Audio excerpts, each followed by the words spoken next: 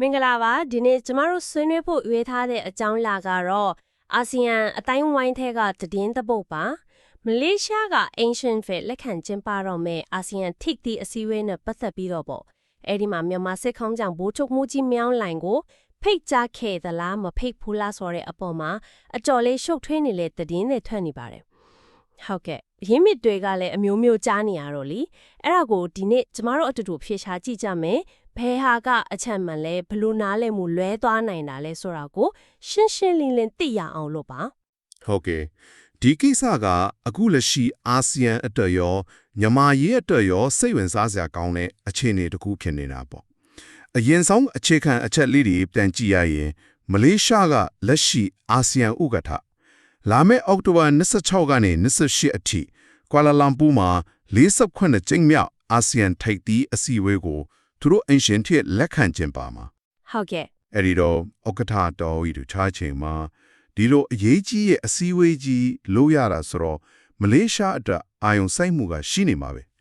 အဲ့ဒီမှာမြန်မာနိုင်ငံရဲ့ကိုစားပြုမှုအထူးပဲကူပြောနေကြတဲ့စစ်ခေါင်းဆောင်ရဲ့ပါဝင်တက်ရောက်မှုကိစ္စကမင်းဟုတ်ထုတ်စရာဖြစ်လာတာပေါ့လေကဲအဲ့ဒီတော့အဓိကအချက်ကိုပဲတဲတဲမေးကြည့်အောင်မလေးရှားကအာဆီယံဥက္ကဋ္ဌအနေနဲ့ပေါ့လေဗိုလ်ချုပ်မှုကြီးမင်းအောင်လှိုင်ကိုကွာလာလမ်ပူမှာလုံးမဲ့ထိပ်တီးအစည်းအဝေးတက်ဖို့တရားဝင်ဖိတ်စာပို့ခဲ့သလားဒီလိုသတင်းမျိုးတွေကပြည်တွင်းမီဒီယာတချို့မှာတော့ဆိုရှယ်မီဒီယာမှာတော့တွေ့နေရတယ်လေအဲ့ဒါကိုတိုတိုနဲ့လိုရင်းပြောရင်တော့မဖိတ်ကြခဲ့ပါဘူးလုံးဝမဖိတ်ခဲ့ပါဘူးတရားဝင်ထုတ်ပြန်ချက်တွေပြီးတော့ယူကြီးစိတ်ချရတဲ့နိုင်ငံတကာသတင်းဌာနကြီးတွေ Reuters တို့ The Diplomat တို့လို့ပေါ့လေနော်အရေးကြီးဆုံးကမလေးရှားနိုင်ငံသားရေးဝန်ကြီးဌာနကိုယ်တိုင်ရဲ့ထုတ်ပြန်ချက်တွေရှိပါတယ်အားလုံးကိုစုကြည့်လိုက်ရင်အဲ့ဒီလိုထိပ်သီးအစည်းအဝေးဖိတ်တယ်ဆိုတာမဟုတ်ပါဘူးအဖြစ်မှန်ကကြောင်းပြန်နေပါချင်းတွေဖိတ်ကြားမှုဆိုတော့ရှိခဲ့တယ်ဒါပေမဲ့အဲ့ဒါကမလေးရှားကမြန်မာကိုဖိတ်တာမဟုတ်ဘူးမြန်မာစစ်အစိုးရဘက်ကအာဆီယံနိုင်ငံတွေကိုဖိတ်တာမြန်မာဘက်ကဖိတ်တယ်ဆိုတာကဘလို့ကိစ္စမျိုးလဲဘာကိုဖိတ်တာလဲသူတို့မြန်မာဘက်ကပေါ့လေအာဆီယံအဖွဲ့ဝင်နိုင်ငံတွေကိုမလေးရှားအပါအဝင်ပေါ့သူတို့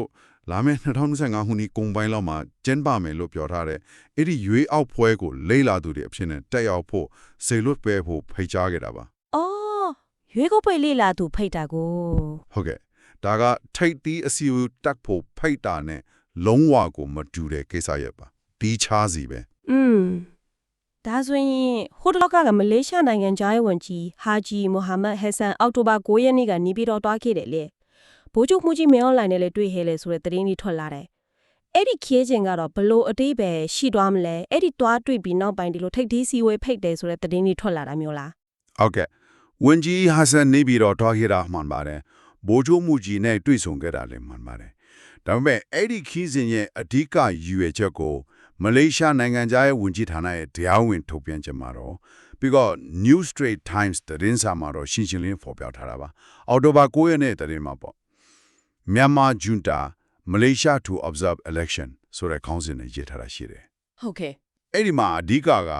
မြန်မာဘက်ကကမ်းလှမ်းလာတဲ့အဲ့ဒီရွေးကောက်ပွဲလေးလာရေးဖိတ်ကြားချက်နဲ့ပတ်သက်ပြီး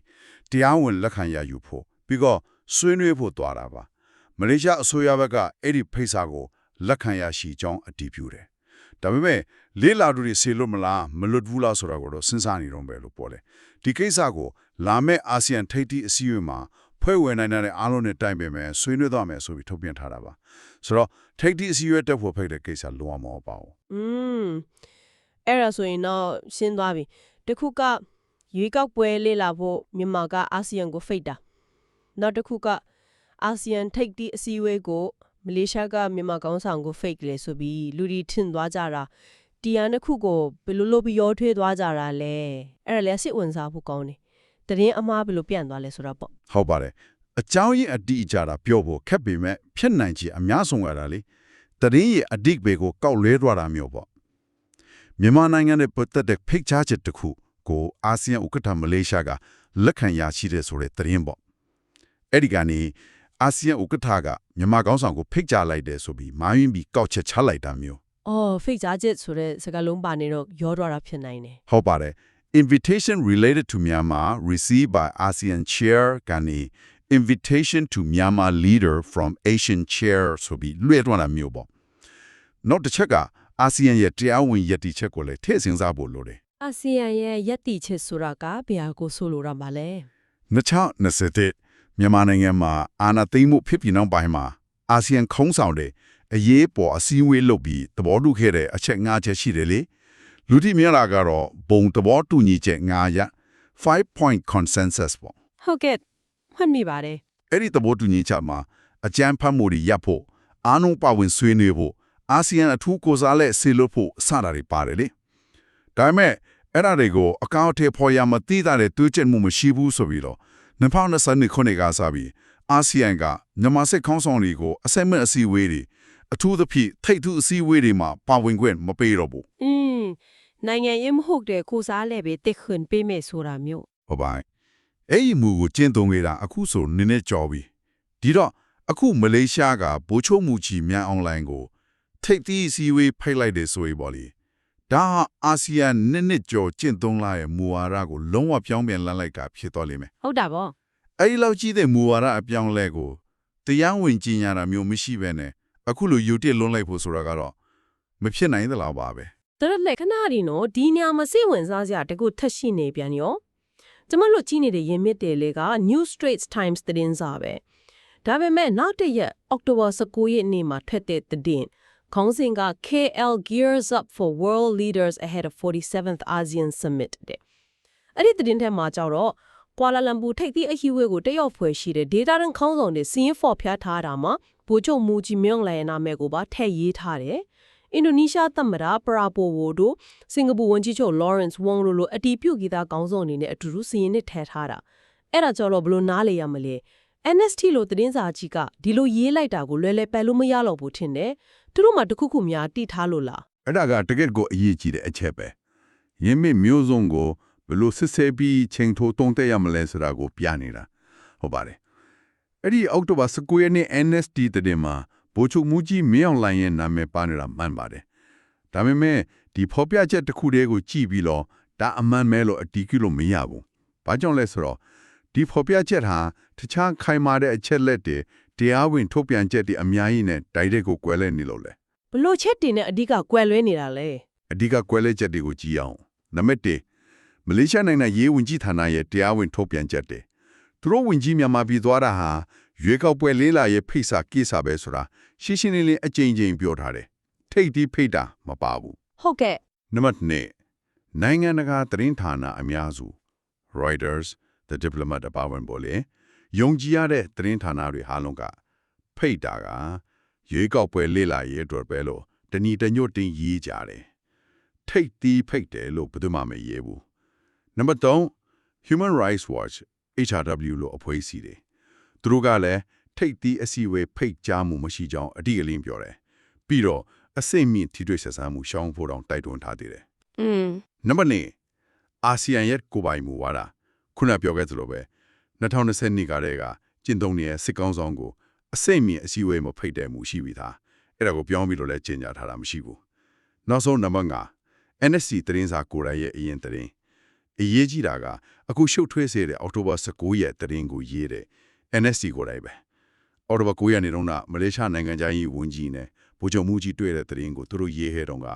ရွေးကောက်ပွဲလေးလာရဲ့ကိစ္စပဲဒီကရေးခဲ့တယ်ထိတ်တိအစည်းအဝေးဖိတ်တဲ့အကြောင်းလုံးဝမပါခဲ့ဘူးအဲ့လိုဆိုရင်တော့အဲ့ဒီအောက်တိုဘာ19ရက်နေ့ NST သတင်းတွေကစာရင်ကတခြားချက်လက်ဒီအားလုံးနဲ့ရှင်လိုက်ရင်အတော်လေးထီးထီးကြီးချနေလို့ပဲနော်တိတိကျကျပြောရရင်အဲ့လိုဖြစ်နေတာပါအဲ့ဒီတော့အောက်တိုဘာ19ရက်နေ့ NST သတင်းမှာသူ့နာမည်ဘာလို့ပါသွားလဲဆိုတာကိုစဉ်းစားစရာဖြစ်လာတယ်ဖြစ်နိုင်ခြေတွေကတော့ဒါသတင်းတိုက်ရဲ့အမားယွင်း editorial error တခုဖြစ်နိုင်တယ်ဖြစ်နိုင်ပါတယ်ဒါမှမဟုတ်အစည်းအဝေးအတွက်ပြင်ဆင်မှုအခြေအနေကိုရေးရင်းနဲ့တက်ရောက်ခွင့်ရှိသူ potential attendees ဆိုတဲ့သဘောမျိုးနဲ့ထည့်လိုက်တာဒါပေမဲ့အတည်ပြုချက်မရှိပဲပေါ့ဒါမှမဟုတ်အစောပိုင်းကရခတဲ့အချက်လက်အဟောင်းကိုအခြေခံပြီးရေးလိုက်မိတာနောက်ပိုင်းအခြေအနေပြောင်းသွားတာကို update မလုပ်မိတာမျိုးလည်းဖြစ်နိုင်တယ်ဟုတ်ကဲ့ဘယ်လိုပဲဖြစ်ပေါ့လေခိုင်မာတဲ့အထောက်အထားအားလုံးကိုခြုံငုံတွန်းတက်လိုက်ရင်အခုအချိန်ထိအတည်ပြုနိုင်တဲ့အချက်ကတော့မလေးရှားနိုင်ငံသားရေးဝန်ကြီးဆွေးနွေးခဲ့တဲ့ဖိတ်ကြားချက်ဆိုတာမြန်မာကစပြီးကမ်းလှမ်းတဲ့ရွေးကောက်ပွဲလေးလာရေးအထက်ပဲဖြစ်တယ်မလေးရှားကအာဆီယံထိပ်တီးအစည်းအဝေးတက်ဖို့ဖိတ်ကြားတာလုံးဝမဟုတ်ဘူးဆိုတာပါပဲအာဆီယံရဲ့စစ်ခေါင်းဆောင်ကိုဖျက်ကျင်ထားတဲ့တရားဝင်မှုဝါဒကလည်းအခုထိဆက်ပြီးအကျုံးဝင်နေတော့ပဲ ကမြောင်းလိုင်းကိုထိတ်ထိအစည်းအဝေးဖိတ်သလားဆိုတဲ့မေးခွန်းအတွက်အဖေကရှင်းရှင်းလေးမဖိတ်ဘူးတကယ်ကိစ္စအဆော့ကမြန်မာဘက်ကအာဆီယံကိုသူတို့ရဲ့2025ရွေးကောက်ပွဲလေ့လာဖို့ဖိတ်ခဲ့တာဒီဖိတ်ကြားချက်နှစ်ခုကိုလူတွေရောထွေးပြီးနားလည်မှုလွဲလွှားတာဖြစ်နိုင်ကြီးအများဆုံးပဲဒီကြားထဲမှာ New Street Times ရဲ့အောက်တိုဘာ19ရက်သတင်းဆောင်ပါတဲ့ပုံမှာတက်ရောက်ဖွယ်ရှိသူစာရင်းနဲ့သူ့နာမည်ပါသွားတော့ပို့ပြီးရှုပ်သွားစေတယ်ဒါပေမဲ့ဒီသတင်းတစ်ပုဒ်ကလွယ်ရင်ထပ်ခြားတရားဝင်ထုတ်ပြန်ချက်ဒီနိုင်ငံတကာသတင်းတွေအာဆီယံမူဝါဒတွေအားလုံးကဖိတ်ကြားမှုမရှိဘူးဆိုတာကိုပဲညွှန်ပြနေတယ် ဟုတ်ပါတယ်အချက်လက်ဒီကိုခြေသူကြည့်ရဲ့အဲ့ဒီကောက်ချက်ကမှန်ပါတယ်အခုမလေးရှားကအာဆီယံဥက္ကဋ္ဌအနေနဲ့လုံးမဲ့ကိစ္စကမြန်မာဘက်ကပို့လိုက်တဲ့အဲ့ဒီဝေးကောက်ပွဲလေးလာရဲ့ဖိတ်ကြားချက်ကိုဘယ်လိုလုပ်မလဲဆိုတာပေါ့လာမဲ့ကွာလာလမ်ပူထိပ်သီးအစည်းအဝေးမှာဖွဲ့ဝင်နိုင်ငံတွေအားလုံးနဲ့တိုင်ပင်မယ်ဆွေးနွေးမယ်ဒါပဲ ။အော်အဲ့ဒီဖိတ်ကြားချက်ကိုလက်ခံမလားပယ်ချက်မလားဆွေးနွေးမှာပေါ့ ဟုတ်ပါတယ်ဆိုလိုတာကအဲ့ဒီဖိတ်ကြားချက်ကိုယ်တိုင်ကဆွေးနွေးမဲ့အကြောင်းအရာ agenda item တခုဖြစ်လာနိုင်တယ်ဒါဟာဘူချုံမူကြီးမင်းအွန်လိုင်းကိုယ်တိုင်ကိုအစည်းအဝေးခမ်းမတဲ့ဖိတ်ခေါ်ပြီးစားပွဲဝိုင်းမှာအတူထိုင်းဆွေးနွေးတာနဲ့လုံးဝကွာကြပါပဲ ဒါဆိုရင်ဒီနေ့ဆွေးနွေးမှုကနေအဓိကမှတ်သားထားရမှာကမလေးရှားကမင်းအွန်လိုင်းကိုအာဆီယံထိပ်သီးအစည်းအဝေးဖိတ်တယ်ဆိုတဲ့သတင်းကအခြေအမြစ်မခိုင်ဘူးတကယ်ဖိတ်ကြားမှုကမြန်မာဘက်ကအာဆီယံကိုရွေးကောက်ပွဲလေးလာသူဆေလွတ်ဖို့ကန်လန်ကဖြစ်တယ်ဒီကိစ္စနှစ်ခုရောထွေးသွားတာရဲ့သတင်းရင်းမြစ်တစ်ခုရဲ့ဖော်ပြမှုလွဲချော်တာရဲ့ကြောင့်နားလည်မှုလွဲခဲ့ကြတာဖြစ်နိုင်တယ်ဆိုတာပါပဲ အတိအကျပါပဲနှုတ်ခန့်အခြေအနေကိုထပ်ပြောရရင်ရင်းမြစ်အများစုတရားဝင်ထုတ်ပြန်ချက်တွေအာဆီယံနဲ့2020ကတည်းကမူဝါဒအရစစ်ကောင်ဆောင်ကိုအစစ်မြင့်အစည်းအဝေးဖိတ်ကြားခြင်းမပြုသေးတဲ့မူဝါအခုထိတရားဝင်ဆက်ချနေတော့မယ်လာမယ့်ထိပ်သီးအစည်းအဝေးမှာအထူးဆွေးနွေးဖို့ရှိတာကမြန်မာရွေးကောက်ပွဲလေးလာရေးဖိတ်ကြားချက်ကိုအာဆီယံအဖွဲ့ဝင်တွေကြားဆွေးနွေးညှိနှိုင်းမှုလုပ်ဖို့ပဲမြန်မာစစ်ကောင်ဆောင်ကိုHMမလေးရှားကထိပ်သီးအစည်းအဝေးတက်ဖို့ဖိတ်ကြားထားတာလုံးဝမရှိပါဘူး ဒီနေ့နားထောင်သူတဲ့အတွက်နောက်ဆုံးအနေနဲ့စဉ်းစားစရာအသွေးတစ်ခုချန်ထားခဲ့ကြပါရယ်အခုအာဆီယံထိပ်သီးအစည်းအဝေးမှာဆွေးနွေးဖို့ရှိနေတဲ့ဆိုတော့မြန်မာရွေးကောက်ပွဲလေးလာရေးဖိတ်ကြားချက်ကိုယ်တိုင်ကလည်းစိတ်ဝင်စားစရာကောင်းနေပြန်တယ်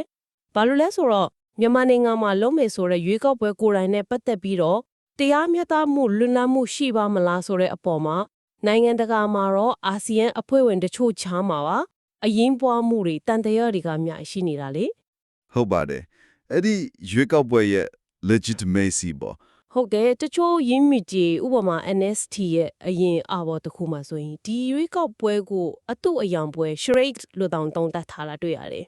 ပြီးတော့မြန်မာအရေးကိုဘလို့ကင်တွယ်မလဲဆိုတဲ့အပေါ်မှာ ASEAN of Revolution EOR podcast channel ကိုပြန်လည်ကြွလိုက်ခဲ့ဖို့ထိတ်ခေါ်ပါတယ်